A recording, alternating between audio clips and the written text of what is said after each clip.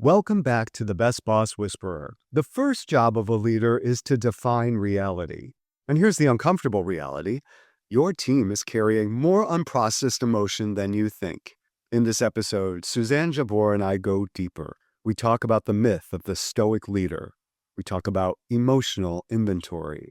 And we talk about how 5 honest minutes can eliminate hours of hidden drama. Here's your 3 whispers to listen for. The first one is, stoicism is not strength. Number 2 is, unacknowledged emotion becomes culture. And number 3, naming a feeling reduces its power. All right, let's get to it. Super excited today. We are continuing in a conversation with my good new friend and colleague, Suzanne Jabour. We're going to continue with that conversation and we're going to move on to why is it important for leaders and managers to acknowledge grief, and what can we do with it? It's important for a bunch of reasons. They really fall into 2 categories. One is financial, one is people-driven. The latest figures I could find price the cost of hidden grief in the workplace at about $125 billion annually in the US. The cost is in lost productivity, it's in turnover, it's in extended leaves, it's in all of those kinds of things. So those people are really struggling. And they're struggling because in the workplace, there's no support. There's a lack of ability to have a conversation. There's some specific, easy things we can do to help them. And if we can start to talk about that bigger pool of grief, that really gives us a rich place to practice these conversations and to start building our muscle, adding to our toolbox and our mindsets and our, comfort with being uncomfortable. That then allows us when those big losses of a loved one happen, or there's something really catastrophic that happens in your community or your business, you have a little more comfort. You have a little bit of an ability to pull some words out that maybe you've tried before that aren't those cliches and platitudes that we all instinctively know don't work anymore. We needed to be building a new way to talk about this because our way of not talking about it, which is most of our go-to right now, doesn't work. Yeah.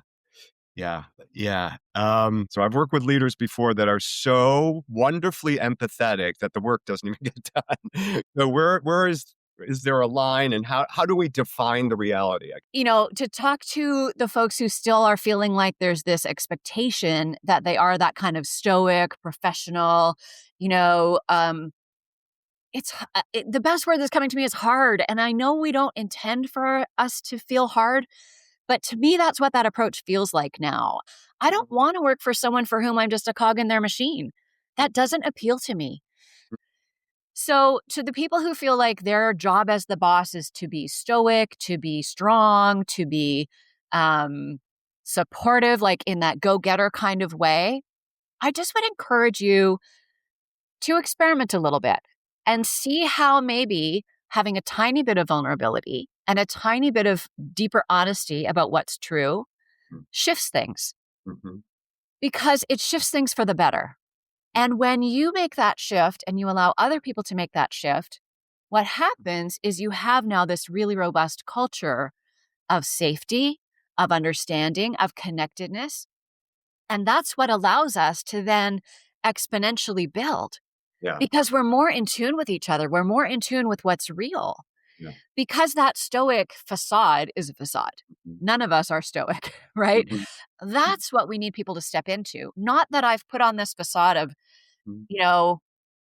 closedness of like everything is fine, because everything's not fine. Love it. Can you tell us a little bit more about how that could look? So I know you and I talked a little bit about a tool that I think you developed called the grief inventory. Can you talk a little bit about that? Yeah. So it's a great place to start because you have had to do all of that pivoting. So what you do is you start there and just make a list of all of the losses. And it will bring up as you're doing the inventory, of course, it brings back some of the feelings that you had at the time. That's inevitable and healthy. Mm-hmm. And then we want to look at how does all of that make us feel today? Because what we want to be responsive to is what's in the space now. Mm-hmm. We can't change all that stuff we had to do or that happened. Mm-hmm. We might look at it and be grateful. We might look at it and see mistakes. We're going to look at it and we're going to feel all kinds of stuff. Yes, right. That's okay. Yes. But we want to look at that from where we are now. When we look at what we had to do Are there things we had forgotten about that we didn't even acknowledge in the moment because we were moving so fast? We want to find those. We want to find the things that kind of got subsumed under bigger things, Yeah. right? So you're learning from each other and building connection about what happened. And then you're also learning as a leader what struck people. And then going forward, what might strike them the next time, Mhm. right? Oh, that didn't really hit me that hard, but that really hit you. So I need to be conscious as a leader that those kinds of things really hit you and make sure that I'm giving you the space to be hit by them and keep going, right? But you can't keep going and not acknowledge it because Yeah. that's where it becomes malignant.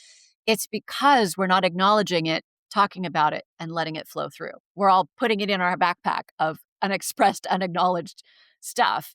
And that backpack right now is bursting at the seams. We're Right. seeing it. We're Right. lashing out at each other in every way possible. And that's a lot of unprocessed junk. So we Yes. have to start small. We're not going to start with Yes. the grief Yes. inventory. We're going Yeah. to start with this thing went wrong. I have Yes. some feelings about that. I feel frustrated and excited for what's possible coming out of it. Do you feel anything that you want to share?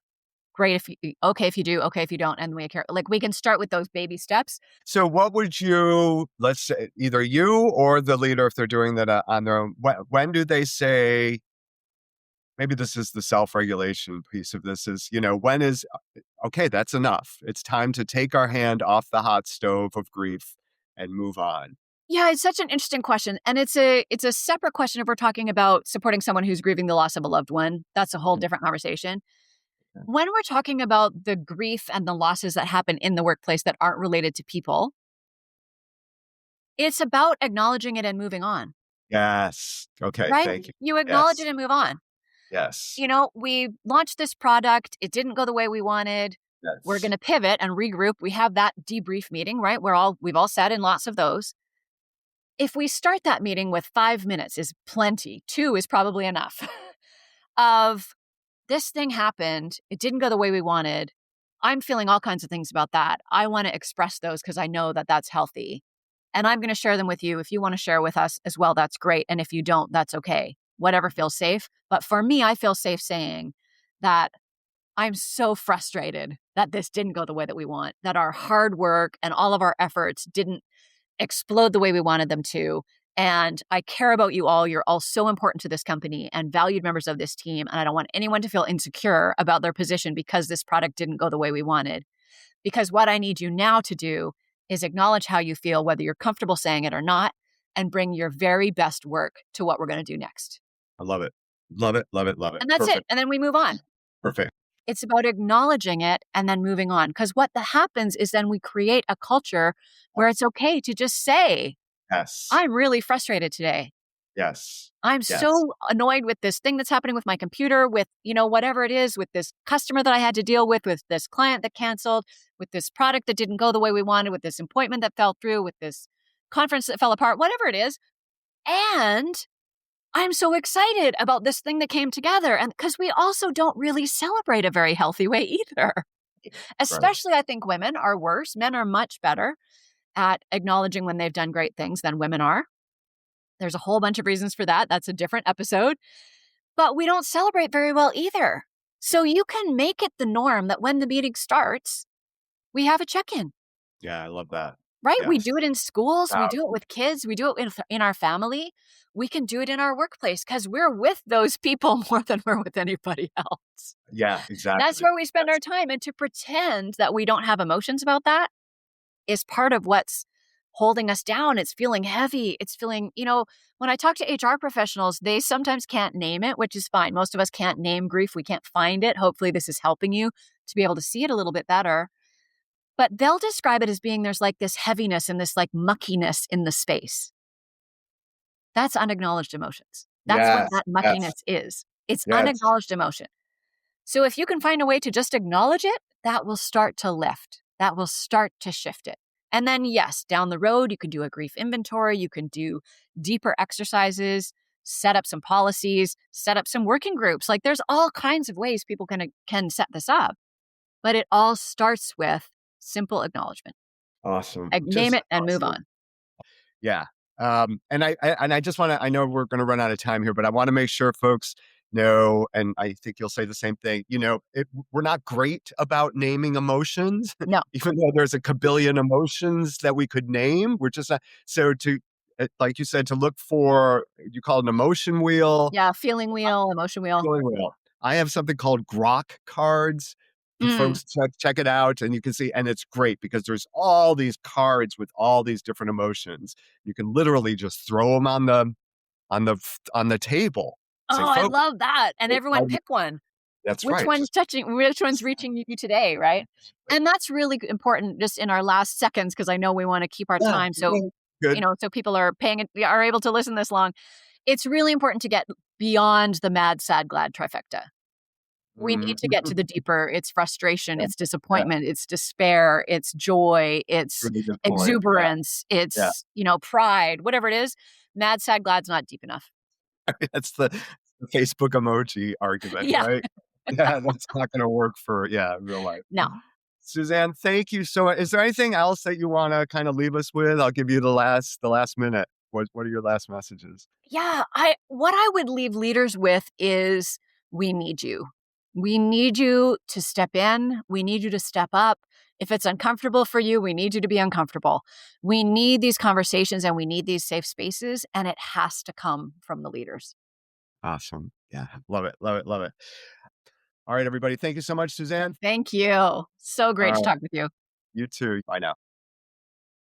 Let's end here. Now, whisper number 1 was avoiding emotion doesn't make it disappear, it makes it louder.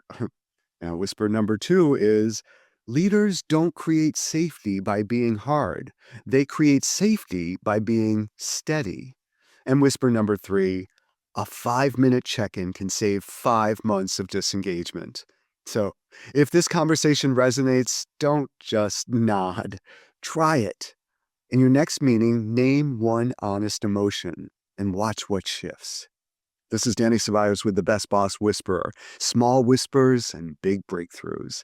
We'll see you next time.